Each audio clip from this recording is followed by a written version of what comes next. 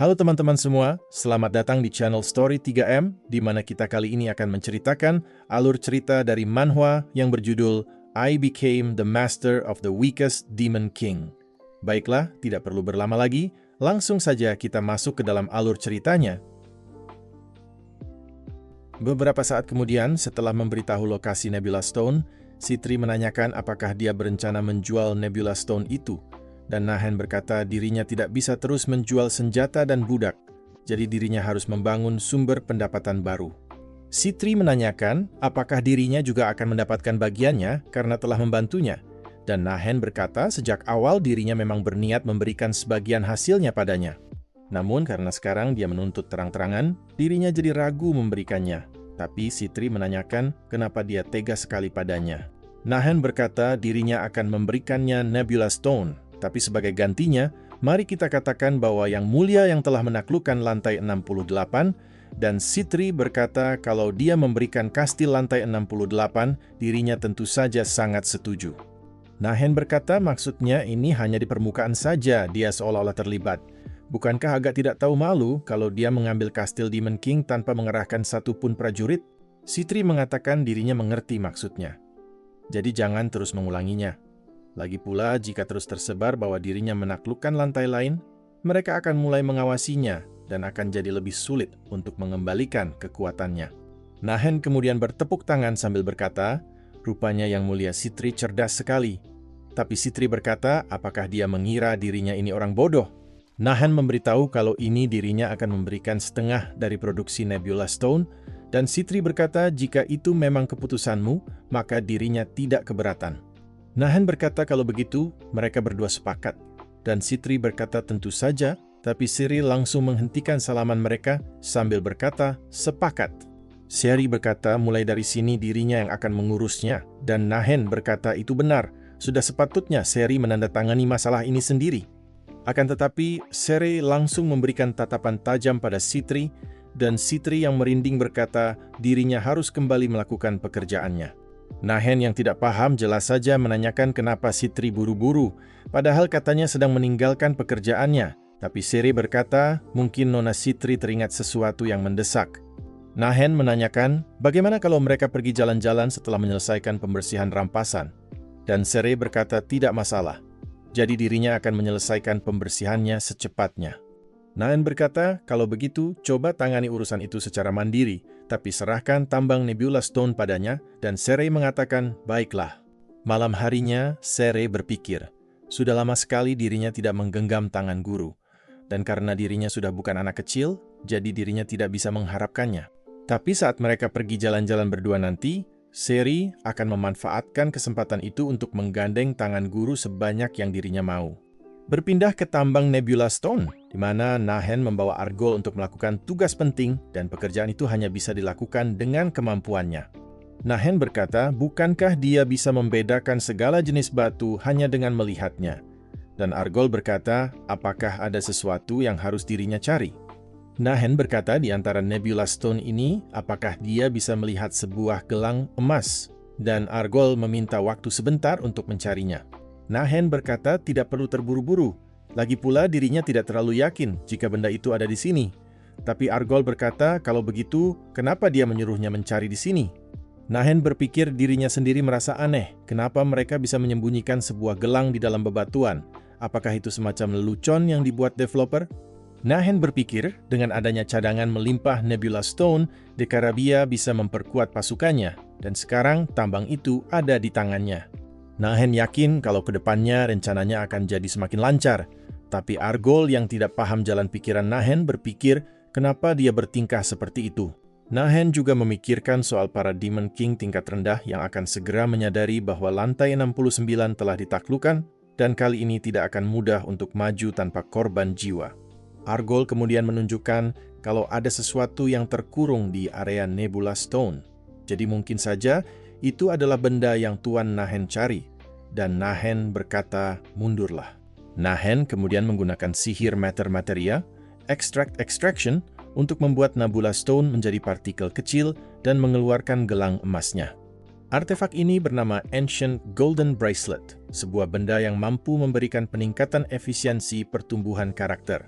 Akan tetapi, Argol yang merinding meminta supaya Tuan Nahen menekan mananya, dan Nahen meminta maaf karena dirinya tidak menyadari mananya sedang keluar. Nahen menanyakan apakah itu terlalu berlebihan untuknya. Dan Argol berkata rasanya seolah-olah tubuhnya akan hancur berkeping-keping.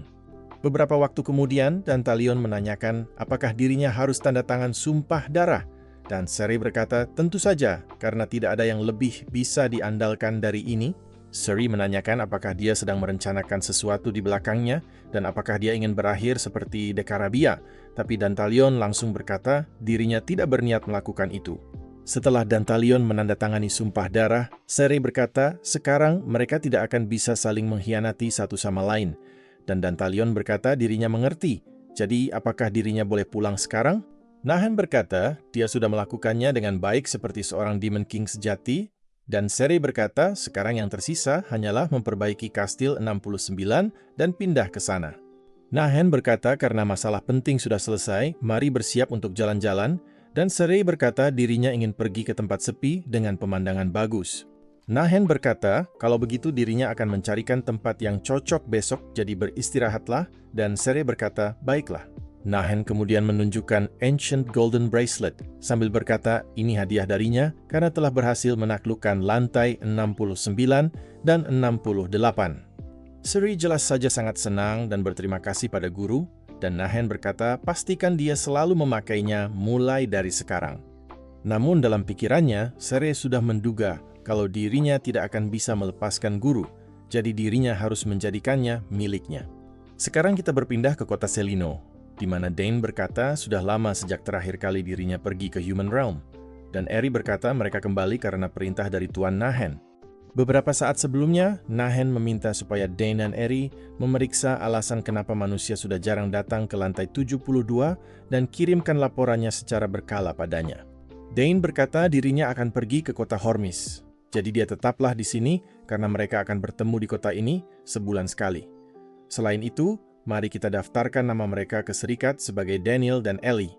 Eri menanyakan apakah dia yakin tidak akan ketahuan bahkan dengan tanda pengenal palsu ini. Tapi Dain berkata mungkin ini memang terdengar kejam untuk diterima. Dain berkata tidak ada seorang pun di Human Realm yang menunggu kedatangan mereka, dan tidak ada seorang pun yang tersisa di sini yang mengingat mereka. Dain berkata selama mereka berhati-hati, mereka akan baik-baik saja. Jadi jangan berurusan dengan preman manapun, dan Eri berkata dirinya tidak sebodoh itu. Dain mengatakan untuk berjaga-jaga saja, jika terjadi sesuatu yang berbahaya, hancurkan manik-manik kalung ini. Dan Eri menanyakan benda apa ini. Dain berkata semacam alarm, jika dia menghancurkan miliknya, maka miliknya juga akan hancur. Dan Eri berterima kasih atas perhatiannya. Beberapa saat kemudian, Eri yang menuruni gunung berkata, untuk seseorang yang suka berbuat onar, berani sekali dia memberikannya nasihat untuk berhati-hati.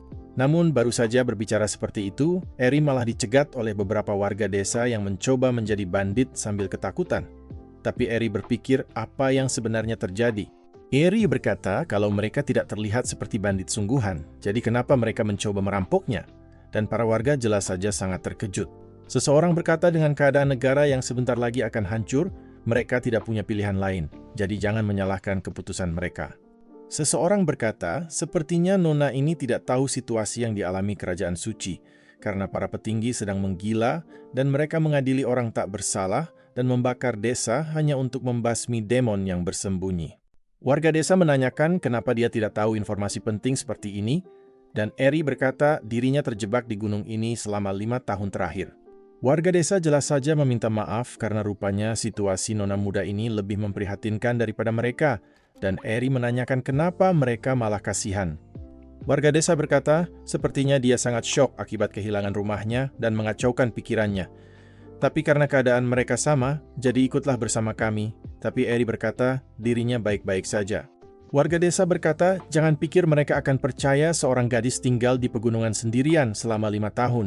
Dan jika Holy Knight mendengar itu, dia akan langsung dicap sebagai witch, dan Eri menanyakan apa maksudnya. Singkat kata, Kuil Agung mengeluarkan pernyataan bahwa orang-orang hilang dari Demon Realm 5 tahun lalu sebenarnya perbuatan para witch yang bersembunyi, dan mereka menyasar ke setiap sudut tempat untuk menemukan mereka. Dengan alasan mensucikan, Holy Knight membawa anak-anak pergi, dan para adventurer menjadi anjing peliharaan Holy Knight, bahkan mereka tidak memiliki kesempatan untuk membela diri. Eddie berpikir ada yang tidak beres. Para Holy Knight bergerak tanpa bukti yang jelas, dan para adventurer dihasut untuk bergabung. Tapi kenapa para guildmaster membiarkannya? Warga desa berkata dia pasti tidak akan mengerti alasannya karena perintah kuil agung adalah perwakilan Tuhan dan menentang perintah berarti menentang perintah Tuhan. Warga desa berkata tidak ada seorang pun yang memiliki pilihan selain menurutinya, bahkan Paus sendiri yang mengeluarkan perintah tersebut. Berpindah ke kuil agung, di mana sang Paus berkata memang menyegarkan mandi air hangat. Jadi apakah dirinya membuatnya menunggu lama?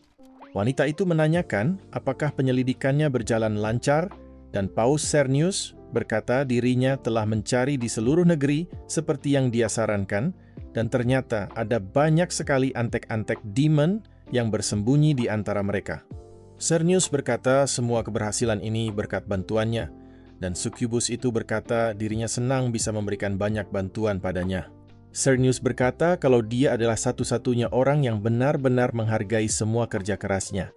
Jadi dirinya senang Nona Lily bisa berada di sampingnya. Lily jelas saja tersenyum sambil berkata kalau dia berhak untuk mendapatkan pengakuan karena telah menyingkirkan banyak demon yang bersembunyi di antara mereka.